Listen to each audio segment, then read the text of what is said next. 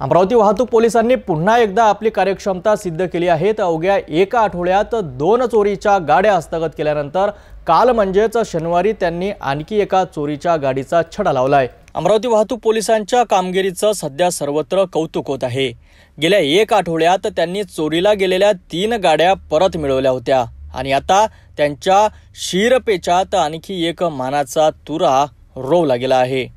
शनिवार दिनांक 19 जुलै रोजी वाहतूक पोलिसांच्या सतर्कतेमुळे 2 महिन्यांपूर्वी जयस्तंभ चौकातून चोरीला गेलेल्या एका गाडीचा शोध लागला आहे। या गाडीची चोरी झाल्याची तक्रार कोतवाली पोलीस स्टेशनमध्ये दाखल करण्यात आली होती।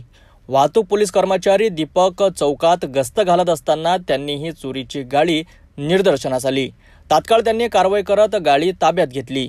आता या चोरीच्या गाडीची पुढील चौकशी आणि चोरांचा पत्ता लावण्यासाठी ही गाडी कोतवाली पोलिसांच्या स्वाधीन करण्यात आली।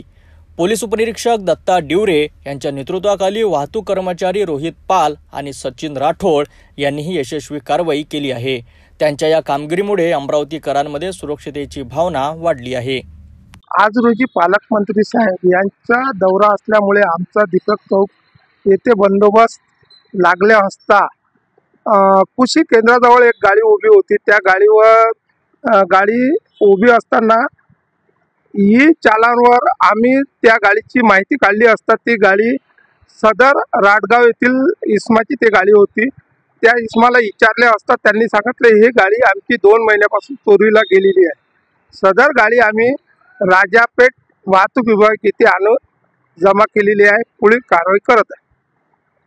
तर अशा प्रकारे अमरावती वाहतूक पोलिसांनी पुन्हा एकदा आपल्या कर्तव्यनिष्ठेचं उत्तम उदाहरण दिलं आहे। PSI दत्ता डिवरे, रोहित पाल आणि सचिन राठोड यांच्या या कौतुकास्पद कामगिरीबद्दल त्यांचे अभिनंदन। या कारवाईमुळे नक्कीच गुन्हेगारींना जबरा बसेल अशी अपेक्षा आहे।